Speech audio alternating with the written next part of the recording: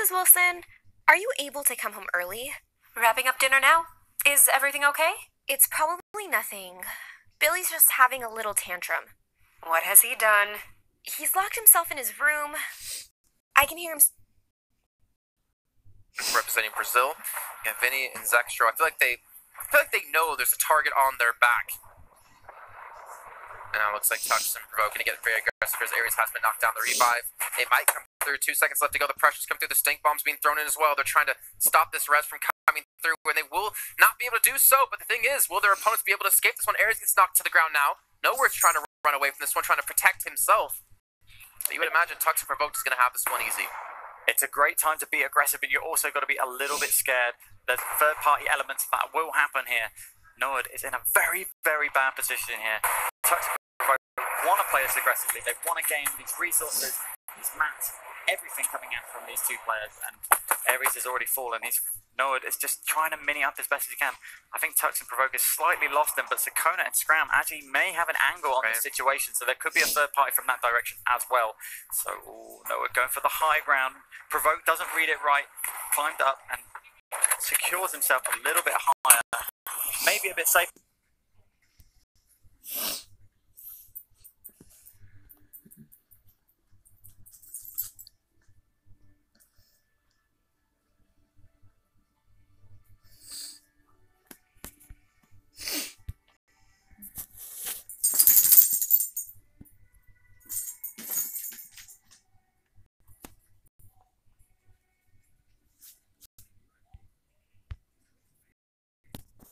He was scrambling away out of that situation, and now we switch over the action to Nero and Dioski, and they're spamming some dynamite there that's going to affect this build quite nicely. I would expect. There we go. 2 players drop down, have to rebuild, waste a couple of mats here as well, but nobody else focusing them. When you do a dynamite play like that, you're kind of hoping other people will join in the fun, Jason, but they didn't.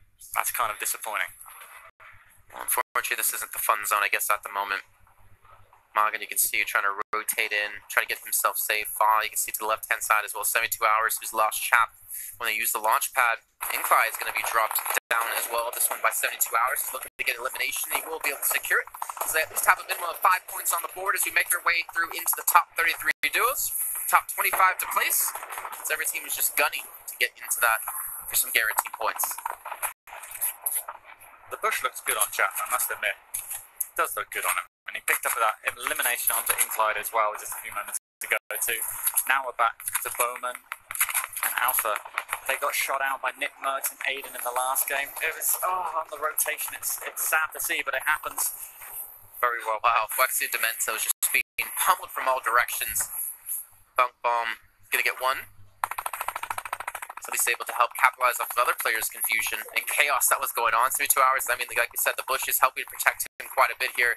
Mitro going to be on high ground at the same time. And another fight from earlier on, we saw Shinken and Stompy, and you just see just the lasers coming through here from the high ground. A nice little different view from what we saw before. Yeah, things getting hectic there. Real fast. Replay shots coming out there from both sides. Incline and Marijuana actually picking this up very nicely in the early fight at the Aztec Temple. There's some action towards Tilt as well, and you can see Saf just being shot out here. And Mitro and Kuna. So it's the rotation that got Saf. That's unfortunate.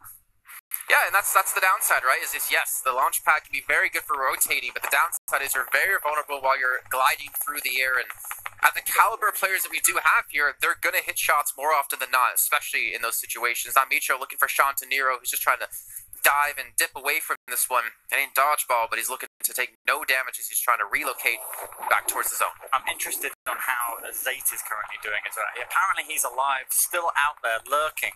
So maybe we'll see his name flash up on this chaos rotation that is now happening as we enter the southeast zone. See Milan's still alive too. I think this is one of the furthest games they've been able to get. Fai is actually still alive. A player we pointed out way earlier on as he lost out on history. Provoked and Tuck still there as well. You see the Chan side, 7SSK7 able to rain down the pain. They have a rift to go though, so I would imagine they're looking for the opportunities we're talking about before to take that high ground. Just imagine if they could find the elimination elimination onto Vinny and Zexro here in this kind of area of the points. 29 teams remaining, 25 teams remaining as well. Zay on the very edge of the zone. I think he's just using a campfire to heal himself up, and no pressure actually towards him on that end of the circle. So maybe he'll recover this, hopefully. But Vinny and Zexro still leading the charge, and they're still out there. And to X8, who did get down, looks like he will be finished off by Kilos. You can see Jules very careful about the peaks he does go for. Bowman and Alpha still looking to get a high ground position, but we're getting into the moving storms here, Zacchaeus, and this is where things are going to get very hectic for all of these players. Demo has been dropped 72 hours despite Item did secure the elimination onto Demo, so we've talked about Item and Tomo, and they're consistently getting into these high placements yet again. I believe Vinny is the only one live here coming out from the TSM boys. That's it, he's by himself, same as as well, but the rotations are now happening, and now the shots are firing coming from Miz here. Blazes up a little bit of the build, but not landing any direct damage. He wants to try and maintain the high ground here. Can he find it? Will he be contested? Oh, Razaru, the old Razzle Dazzle, as he flies to the air and is eliminated in the sky. A little bit unfortunate for him, but again, we still have tomorrow to play another time, another round around. Item's still there, trying to contest as well. Here's Excalibur's going to be finished off by Nikov. We can hear the shots rattling off, and the two players of Jules and Mitch trying to stick together to make sure they can make this work. Jam side again on high ground with 7 SSK7. We talked about this so many times. Able to maintain the high ground positions, don't have a single victory royale, and yet they're in the top 5 currently. And have 5 eliminations as well to boot. They're in a great position to capitalize on a hell of a lot more points here, Jason, if they can just keep their cool and play it safe. Just not overcommit to a situation. They've already got the elims. They just need the placements right now. Another rip to go coming through. 7 SK7 trying to maintain this high ground position. You see Stompy is still going to be there. Warrior as well. I think Sky has fallen. Crippa trying to run around, trying to help keep themselves alive. Item trying to get a little bit further ahead as well. No one is challenging this high ground position, and this is so big here for the VP boys. If they can maintain this even longer, the problem is, though, they're running out of materials because they're the ones being forced to build across to keep that position. It's really hard for anybody to try and contest the high ground here as we go enter low ground area here, but I've been mistaken before, and it has happened here as Bowman and Alpha have capitalized on the top ground. Well, the VP guys are out of this one. Kilos trying to survive. He's got 200 HP to work with here. Item actually takes down Fa. Fa's been able to make it into like top 7 when he lost his teammate within the first 2 circles. That man's done insane work here as Crippa's going to take down Kilos.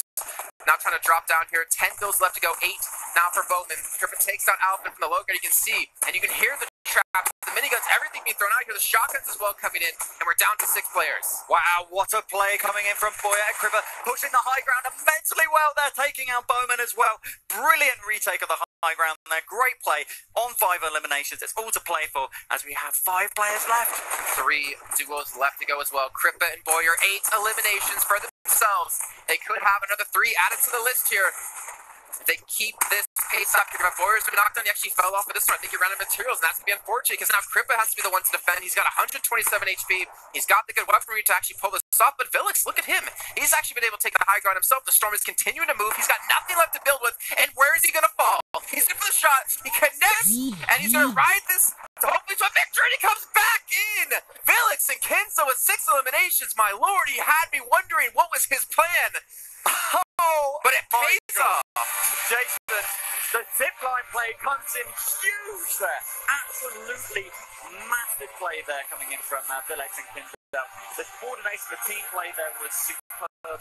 They were separated from each other, but tackling 2 different problems at the same time. And when you're out of match and you've got to do that jump off the cliff, look at him. You see, he's like, I was heart beating, knees weak, arms heavy. Ruined the whole stick on that one, but you can see the pressure that was on him in that situation. And to make those split-second decisions, you have to have experienced it before, unless you're just a mechanical genius. These players just see things that we don't. At times, it's as simple as that. We saw it with Yarkos, went back at the Pioneer tournament with the solos when he jumped down on that jump pad outside and managed to make his way back in. But the zip line, I mean, that's just a fantastic way to end things off there. I don't think he actually got the final shot away, but his teammate came in clutch. So Villix and Kinsa, we have another winner here for the Victory Royale, picking up the Victory Royale, I should say, showing again how much talent is in this lobby, gentlemen. It really is just fantastic to see so many duos coming out today and putting in performances. Oh, mate, you're not wrong. You are not. Mate, you're not wrong, Villix and Kinzel. They've been waiting for this all day, and they've been grinding that ladder so slowly. so slowly, but you knew it was going to happen. You knew they were going to force their way at the top, and they did it in style. We'll have to check on the leaderboards and see how things have changed towards the top when we can. But Jason, I mean, coming in and getting a victory royale at the end of the day, that's going to be such a nice way for them to close out the day. It kind of puts what happened earlier in the day, if they haven't, a few things might not have gone their way. You can go to bed happy, can't you? Knowing that you've got it in the bag to pick up those victories. I think so. I think that's like the perfect way for them to end the day. The fact they're able to actually play they wanted to play at the end, and even the slick play out of Villix to just drop down into the zip line like that. That has to feel good because you know that was caught on camera. You know that's going to go on Reddit. Well. You know he's going to be happy about that one, getting some clips out there. That's got to be a big motivation going into day 2. Oh, for sure. It's also interesting in that storyline as well. It's like what happened to Zayt and Vinny, because they were both solos for the respective teams, and they were trying to wiggle their way through that entire mess, but did they do it? How far did they get? Did they get enough placements? This could be the tipping point here for for these American players. Maybe EU's coming back up strong. Here we go then, ladies and gentlemen. It was time to catch up with our winners from the last game. They're down on the stage with the main man himself. It's Adam Savage. Thanks so much, guys. Yeah, I'm joined by Game 7 winners, Villix and Kinzel. Guys, make some noise in our audience here. We've got to go straight into what just happened there, that insane leap of faith onto the zip line. Walk us through everything that just happened. I'm just 200 IQ, what can I say? And he's not arrogant one bit. Tell us about the game itself as well. Did you always feel in control? Yeah, we were really confident. We were playing really good from the second game on. We were getting top 10 plays almost every game. So, yeah. When it comes to events like this as well, obviously we've talked to a lot of players about the caliber, how good the players are that are here today as well. Does it make you guys rethink strategies, or do you always keep to what you're doing best? We're chilling on the same spot. A man of few words, but I like it. Going into tomorrow as well, obviously you're finishing off the day as the Game 7 winners. Tonight, do you kind of regroup, think about strategy for tomorrow, watch back clips, or how does things happen tonight? We'll probably just stick to the same tactic. It went pretty well, so. Well, listen, lads, you did brilliantly well. One more time, Game 7 winners, guys. Give it up for these guys. Oh yeah, we always some shout outs from next. Go ahead. Shout out to Rickson, okay? There we go. Thank you guys so much. One more time, make some noise for our Game 7 winners. Well done, fellas, and best of luck for tomorrow. Great ending to the day. What a Game 7. What a play at the end there. Mark, back to you. Thank you very much, Adam. And 200 IQ plays, gentlemen. We couldn't have said it better ourselves. I think sometimes you don't need a lot of words, you just need the best ones. Yeah, the thing is, I'm jealous of how cool he was there. Because I would have answered, I was doing this and that, and I jumped down, I saw the right situation, but he's keeping it cool. He's like, nah. Shows the caliber of the player, doesn't it, a lot of the time as well. That's something that he's just just do that kind of thing all the time. It's not. Was that a big deal? Crazy. Was that impressive? I didn't realize. Watch to see what I do the rest of the day. Get me back tomorrow and see what happens. But Zacubus, I think we have to talk about not only the two guys, Kinzel Villix, there picking up that victory around. We have to kind of paint the picture of what we had happen today, because there's two players in particular that were super impressive, and there you can see them in that #1 spot, but that lead has been cut down significantly because of that performance from Jamside and 7 SSK7. 91 down to 48. And that shows how one round can really change the tides of our standings. You had Zayt and Saf, who were ranked 2nd, dropped down to 5th. You mentioned Jamside and 7 SSK7. They've been able to take 2nd place, and there we go. Villix and Kinzel. 6th place now, 318 points. Yeah, huge performance in that final game, and you can see, Demo and Bizzle still within striking distance. Mythic Cloud, good performance from them as well. And Sky and Vato, they were really impressive, both of those players, especially Sky, in the solo performances yesterday. So a lot of players are going to take, I think, a lot of belief into day 2 now. You feel like maybe if Vinny and Zextro picked up another, really good place in there with some limbs, put big points on the board, then maybe the confidence much rained out with a few of these players, and they would have had to challenge some of those landing spots. But now the competition has been blown completely wide open once again. And I really don't know what's going to happen tomorrow. I mean, we are seeing consistently some players get further and further and maintain these points, but when you have these breakout games, they got 100 points from that match alone, it can really shake up the standings. And what can we say? What will happen tomorrow? We just have to wait. It's so interesting, though, because it just shows how this point system is so consistent with a lot of players. I mean, they're catching up. But, hats off to Vinny and Zextro, because they've been holding the lead all the time. Yeah, speaking of Vinny and Zexro, I believe that they're currently down on the stage with Adam again. So let's see how our leaders are feeling after day number 1. They certainly are, and they look cool as cucumbers over here. Vinny and Zexro, our day 1 leaders. Guys, what an incredible display today. It has just been, obviously, you won the first game today. You've been consistent throughout. Walk us through how the day's been for you both. It's been really good. Last game didn't go so well because we got clingered like 10 times, GL'd like 12 times. We wanted to get a second dub, but unfortunately we couldn't pull it out. And in terms of the way that things have gone as a team as well, you've been consistent the entire time. Zexro, pleased with everything? Yeah, we got top 10 every game pretty much. Besides one, we got 11th, and then the last game we got like 20th because 15 clingers thrown at us and GL spam. So. When you come into games like this as well, did you both this morning, obviously with being the solos champion as well from yesterday, do you come into this with a lot of confidence? Obviously seeing the caliber of players you're playing against? Yeah, I come in with a lot of confidence. Definitely some really good players. You got to watch out for Z18, Saf, Boyer, and Kripa. All really good players. We've just found out as well that you guys are now officially 48 points in the lead, which is amazing. You are, I mean, going into tomorrow as well against all these guys and how you start off things tomorrow.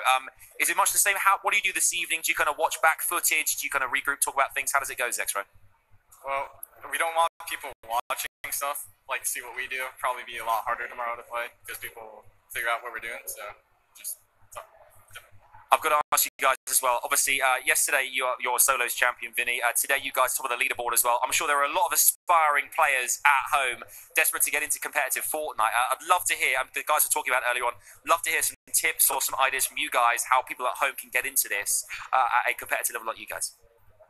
If you want to get into competitive Fortnite, you just got to play every single day. Play the ranked modes, try your hardest, and watch tournaments as well. You heard it there from the man himself. Guys, one more time, let's give it up for our leaders of day 1, Vinny and Zexro! Congratulations, lads. Tomorrow, these could be yours. We'll have to tune in tomorrow and find it. That's actually everything from the stage here today. Absolute pleasure hanging out with all the players who have won games today. And we're back tomorrow. Loads more action to be had. 48 points in the lead, but anything can happen. I'll see you tomorrow. For now, back to Mark, and you guys at the desk. Thank you, Adam. Always good to hear from our leaders at the end of the day there. And you can see, you know, they said it themselves, how one game can change something. They just placed top 10 pretty consistently throughout the day. And that one game towards the end of the day, the final game of the day, I should say, things don't go their way. And all of a sudden, that first place is a little bit more rocky than it was. I do want to say, though, Zexro forgot one thing. If you want to be a professional Fortnite player, you gotta join as many pro cords as possible, because clearly the more pro cords you're in, the better player you are, right? I don't think it really works that way, but you know, it's a nice strategy. I wish a lot more 12-year-olds would take your advice. Okay, so obviously we want to talk about what's happened today, looking forward to tomorrow. One thing that I took away from those two guys on stage there from the interview as well was, you know, they are maybe a little bit concerned at the fact that we've got another day tomorrow and the teams can go away now and look at what they've done today and how they can adjust and how their strategies can change. And it's going to be, even if they don't change anything for tomorrow, it just puts that slight seed of doubt in your head. And the worrying thing is that you sometimes have these teams who take a little bit of time to warm up or take some time to adapt to the new season, to playing duos now after solos yesterday. So they should know that coming into tomorrow, the competition is going to continue to rise. It's not like, all right, you top day 1, we can top day 2 easily. No, it's going to get more and more difficult as these games go on. And I feel there's a lot of teams here that we haven't necessarily seen in the top 10 that will most certainly break through. Yeah, it's going to be certainly interesting, as you know, Vinny and Zexro were pointing out that they got loaded with clingers this game. It's going to be interesting to see if other teams are going to try and figure out their rotations from where they're actually starting from and make a move, you know, push into that and try and keep that pressure on them. Well, we have plenty to look forward to tomorrow, but for today, I'm afraid that's it. We've had 7 rounds of action from all of our duos. At the moment, it's Vinny and Zexro who are leading the way. We've got 7 rounds to bring you tomorrow, though. It is not decided once again. Of course it isn't, because we love to go down to the wire. So we hope you join us tomorrow. We'll be back there. We'll see you then.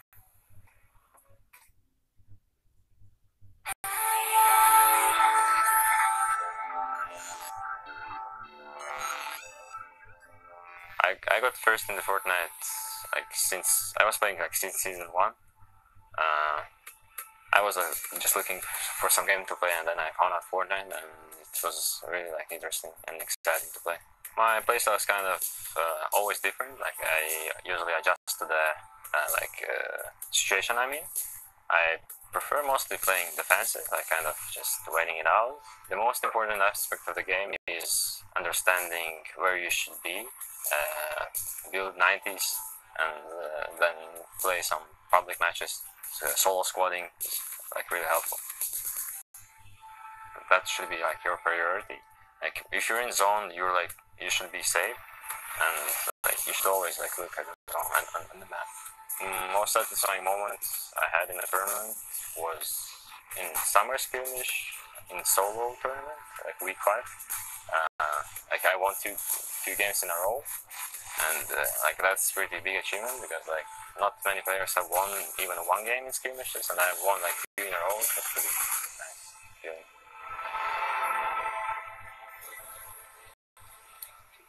Okay, then another one of our players that we're going to be focusing on a lot today, and what he had to say. Not the best of performances yesterday as far as the top 10 is concerned, but we have to remember that we have 50 of the best duos in the world here, so there's not really such a thing as a bad performance, to be honest with you. But another duo I want to focus on before we get into our next game that I wanted to give a shout out to, because I know there's a lot of love out there in the community for them, is the X2 twins, right? They were very quiet at the start of the day, and we were kind of looking, how are these guys going to match up against the best in the world? But then they came out huge with that victory royale around game 6 or 7, and that's going to give them huge confidence going into today. What does a momentum moment like that as a player do for you going into today? I feel they had to overcome a very huge challenge when it comes to mindset. They are coming from a different region, completely different play styles, meta as well, and they had a game where I think that was FaZe that they faced in like early mid game. And they were in a contestation that for like 2 or 3 minutes. That did cost them practically the entire map. And they had to change it up in the future games. And I think they got it rolling at like game 5 or 6 when they started being aggressive, but aggressive while being clever. Yeah, we'll see if they're able to change it up and really get into the flow of things. And they're kind of leading the pack along with the Brazilian guys for the unknown international scene. A lot of the Asian teams, Fox Name Hero, they're contesting and Tilted against Aiden and Nick Merckx all the time. They're not having the greatest, there they are right there, Nick Merckx and Aiden. They're not having the greatest of performances yet, but they're going to, again, switch things up, figure out, they saw the VODs, they know exactly the new tactics they need to be going for to be able to really rack up the points going into this last day. You can see here we're just moments away from getting into our round number 8. It's the first round of today. It's time to get into this one. It's time to kick off the duos action. The crowd are loving it. Gentlemen, take it away. Let's go, baby. Let's go. Here we go. Round number 8. First game on day 2. And we're starting in Vinny and Zexro. We can see already they're going to Viking Village. Nothing has changed for them. Look at the radar, though. Are there any teams on their tail? I don't see anything. Not yet. There's a lot down in that area that could be targeted. Polar Peak, Frosty Flights, and all the little houses all around in the snowy area. And here we are at Jamside and SSK7 as well. Towards Paradise. Nothing changing just yet.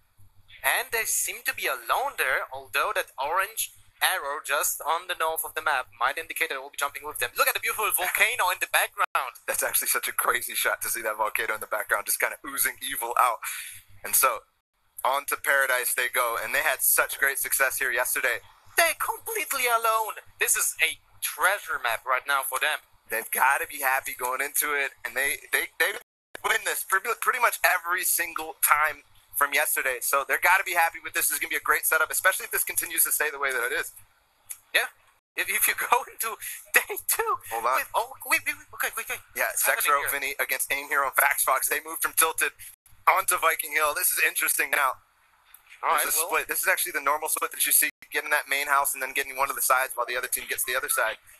See what happens. This is going to be such an important engagement for Vinny and Zexro to win this right off the bat, to push them off and say, hey guys, no, please, you guys aren't going to be able to do anything against me. No one has a shotgun right now. That's a huge thing. That will factor how they will approach the fight. The angles, the closeness of the fighters will be different. But now we jump to Frosty Flights versus Stompy. That's something that the fight that was occurring every single time.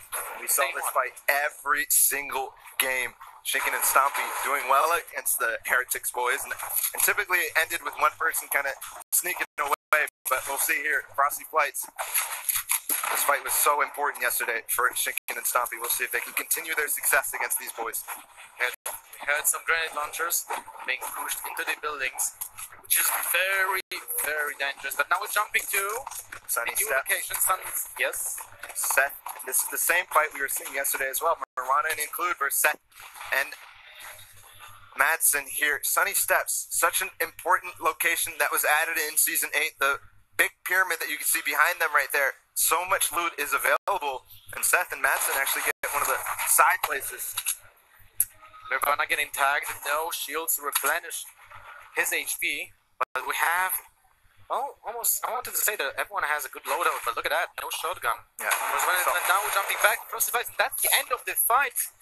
E11 is going victorious here, and a golden shorty as a prize. That's a huge win for them, since we know they're in the top 10. They're looking forward to day 2, so this is a crucial fight for them. That's a really good start there for Stompy and Shinken as they gain the confidence to continue taking that fight and really mop up Frosty Flights and grab all of the nice loot there. There's so much. Zexor and Vinny, they disengaged actually. I think they did 0 eliminations on their account, so they were playing safe. I think that's a very conscious decision, since, you know, they're first in the standings. They see someone contest their spot, they were like, we're not gonna risk our first spot just to take a 50-50 fight in the beginning, especially if they had a bad loadout. Exactly. So you actually see, I'm looking at Loot Lake right now and Tilted Tower. Tilted only has one team there. And Loot Lake, Mitro and Kuna, possibly against Zayton Saf, as usually does occur, but they really haven't been fighting. We've seen both of those teams go towards endgame, just taking a little shots. Nick Merckx and Aiden getting Tilted uncontested completely by themselves. That's interesting, because we had 3 teams here before, right? Now they're just, this is like Paradise Palms, but this is Paradise Tilted. Yep, Paradise Tilted indeed. And that's such a good boon for them. They're going to be able to grab so much loot, especially before people start rotating into Tilted, as they usually do. Look at the loadout. Do they have 12 sting grenades, if I'm not mistaken, right now? And clingers. No, he actually switched. That's such a massive... Clingers, but it's a huge, huge utility item. Indeed it is. That utility is so important, especially as people start turtling up, you can really focus on them and bring a lot of attention to them. They were gonna go out of Tilted with maximum mats on every single thing. Wood, brick, metal, it's super easy to get in Tilted when you're just alone and you have those 3 minutes to just harvest everything you need. Yeah, that's a good start from them. Hopefully we'll see them towards the mid-game doing what they do best, Aiden pushing into people. Those are such exciting moments in here. Boyer and Kripa, Happy Hamlet against the Vitality guys, also somewhere on the top of the standings as well. Although I think E11 is already looking forward to rotation with a Quad Crusher, because we have seen one of the players actually jump on a vehicle, and we don't see them being aggressive towards each other. There's the Quad Crusher being put in a safe position so no one can take it. Yeah, reserving that for later. And here Happy Hamlet, in such a large location with so much loot that you could split it quite from your history and Fa. The representatives of Brazil right now, what is this loadout? That is absolutely bonkers. A rocket launcher, heavy snipe with a rocket launcher. That is deadly crazy. combo. And Very crazy. They broke top 20 on day 1, so they're looking forward to be in the price range. They need to be consistent today, but history was already like impressive during the solo competition on Friday, so I'm looking forward to them. Looking forward to them indeed, and they actually have this. They have all this loot that they just found out of Fatal, and they're going to be able to actually move on to this mountain over here, the pirate outpost that was, you can definitely see he's looking for it. There's going to be more loot to find there, and Hoopek and Skix moving into Tilted on a moving truck. Here they are, taking over Brick Building and L's. I really wonder how did they get here, because they were jumping on Lucky Landing, but I was saying that they're getting the, buzz handed to them. So they switched it up, but I have no clue how did they get into Tilted Towers right now. Maybe an early rotation, so they can avoid fights. I wanted to just briefly touch on the inventory that we have seen in the Brazilian duo. They didn't have an AR in the inventory, and I think that's a very conscious decision as well. Because in the late game, you don't really benefit from having an AR in your loadout, but an SMG can be much better. Especially when it starts to get in those close quarters, tight engagements. They are so useful at getting those chip damage when you need to, and we saw how that was effective yesterday. Here, Camo and Issa against Zetman and BloodX. They have that rift to go. They're not going to fight. Oh, Fax Fox and Aim Hero chasing down Vinny and Zexero. They are just going for the blood from Viking towards the south. Right off the top of Viking, they're going to try to engage here. They do have the high ground. They were pushing unexpectedly, but the bottom rocket's coming in from Vinny. Nice placement there. He's actually going to be able to knock this down, I believe. They're going to have to back up. So, Faxfox with us. Oh, nice shot there. Really nice onto Vinny. The silence. Silence is a beast. He does catch himself, but he's going to build right back. He needs to catch himself again. No, he's not going to be able. He's all the way down on low ground, and now they're split. And here on Faxfox, one on low ground, one back behind. We'll see now. He's building back up, going right back towards his teammate. But now Vinny and Zexor have the slow high ground and the slow push. Look at these ramps. This is both of them kind of doing it to Nice each other. angles though. It's gonna be pretty rough to like disengage pretty quick from this. Oh, there's the turret. With this high ground, pretty hard to get a shot on the guy in the turret. So this is a really well placed. But somebody up on Viking actually. That's Bowman and Alpha. They came over the side, possibly over from Snobby. That's a nice play from them. They're gonna put their stamp on this fight as well. Vinny and Zexor need to disengage from this. If they want to fight for the first place, they need to play safe this game. Yeah, you saw earlier they didn't have the shield when they started running away from Viking, and now they have a little bit, but they're still not happy with this disengagement. They're going to back off. Faxfox and Amuro stuck between them. But good thing Alpha and Bowman came there for Zexor, especially if they didn't want to fight that. Yeah. See, they do have the Rift to go as well. They don't want to spend that. They definitely don't want to do it, but if they're gonna get pushed again, I think it's gonna be a necessity. At the same time, Vinny, no, that was Zexor actually with the suppressed sniper rifle. He can take some shots at Navi because I was sitting in one wall with two windows. That's for sure. Actually, we see so much different stuff going on around the map. Fnatic actually taking shots at the Japanese duo coming out of Loot Lake right now. And they're chasing down Hoopback and Skix as well. He didn't hit a single bullet there. So dangerous now. Such a precarious position in this ravine if they go down, especially because Skix and Hoopback on their front. And then Crazy Llama and Rizart and Crazy. It's kind of interesting to see Fnatic rotating through the river right now because it's such a tough position to be in. If you're getting pinched from tilted towers and from the hills above, and you're following Hoopback and Skix, that you're in the shadow, so you can get pinched from 3 different angles. One thing I was already starting to see was there's nobody really going down. We saw a lot of early fights, but a lot of also early disengagements, and starting to see a little bit reminiscent of that Polish tournament we saw on the first day here out in Katowice. Well, you know, it's getting serious right now. And remember, we have the Storm Surge mechanic in place as well. Getting the early damage is very important to your livelihood later in the later stages of the game. And I think here, Boyer and Kripa onto Mitro. See, so many players already positioning towards the center. They're doing such a nice job. There's Milan and Smeef as well. Airwax actually takes down Skix in the action feed. He was down in that ravine that I talked about, such a dangerous position, and that's what happens. You end up getting picked off because there's 2 sides that they can just shoot off from high ground. Yep. So, again, everybody starting to actually, this is first circle still. The second circle is just revealed, and they're all just already sitting towards the center, towards such a good position. Well, if you can, we actually did said yesterday a lot of times, if you can get a central circle and replace something to just not lose your mass for the later rotations, it's so crucial to your good positioning in the later stages of the game, especially when placement points are so important. And think about this right now. VP, SSK7 and Jamside dropping Paradise, and look at where they are already, all the way up on Polar Peak. Such a fast rotation to get to the center, and that's what is so important about getting over here. Yeah. Heavy sniper available as well. If you can get high ground on Polar Peak, that's one of the best weapons to have. Since a lot of people, even though they sit, like, you know, below a cone, you can still get those shots on those people and get that damage done. But with 2 rifts to go, they're looking fantastic going into the later stages of the game. And I'm really surprised now how many players are still alive. Yesterday we were seeing 70 at this stage of the game, 70 or 80. Everybody's starting to try to get that damage. You can see he's trying to get above threshold as well. You know, the one problem is the Storm Surge is still active when there's 50 people alive. Now we have 90. Yeah. Going into the 3rd stage of the game, it's gonna be very chaotic. Everyone below the thresholds will have to be aggressive unless they have utility items that can deal some small amount of damage through the walls. That's for sure. And now the zone coming over. Actually, he gets taken out. Kingstar takes out 0-7. And now also Tux takes out Mushway. So he's going to disengage, get away from there. There's so much action there. We can see. The Storm Surge is active. People are going to be aggressive now. We can see Tajovsky killing Aiden, Bladex going down to Aspect. So much action on the side. Oh, the X2 Twins are getting ticked by Storm Surge as well, so they're going to start pushing on the forward. Yeah, they need to deal the damage. Going in the zone to grab that loot that they just picked off. We'll see. They need to get a little bit of a damage here. They're still getting ticked. They're still getting ticked, and after one LM from the Storm Surge, the other part of the duo is still safe.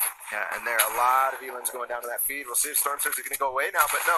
The X2 Twins are going to push through, and they did actually just fell to Storm Surge. Yeah, there. So Jordan is down. We have seen Fnatic is also down.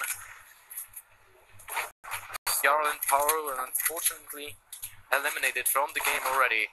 We have 73 players alive in this stage of the game. 17 people just disappeared from the map. Huge change. Here, Zexro and Vinny so close to Zippon. We saw Aspect actually in the elim feed take out BloodX, and now they're pushing on the Zippon. They know there's looks like 2 solos next to them, and they're not too far from zone. There's still 13 seconds till it starts moving, but they can make their way over to Frosty Flights, grab that fairly quickly. This is an interesting situation. Vinny and Zexro had to use that rift. Oh, they're actually staying? Yeah. Okay. Gotta find the extra loot that they picked off. His teammate BloodX going down earlier. They know he was there, not going to use that rift. They have a relatively safe look. There's the high ground in between that's going to block a lot of stuff. So now, Rizart and Llama on Skite and Vato. Skite and Vato staying in the zone. They don't want to engage into Llama and Rizart. They want to be safe as they rotate in. We'll see what kind of mobility they have to get through. You know what's so important? This circle is actually half the water, so everyone will be very close to each other. This is going to be very chaotic. The Frosty Flights in the middle of the circle, but so is the water. It's almost as if we're already at that half-in, half-out zone. Yeah, it's basically the next zone already. So everyone with mobility items on the edge of the zone right now might get a really big sentence on them. Man, this is shaping up to be such a crazy endgame. Nick Merckx is by himself. He does get taken out by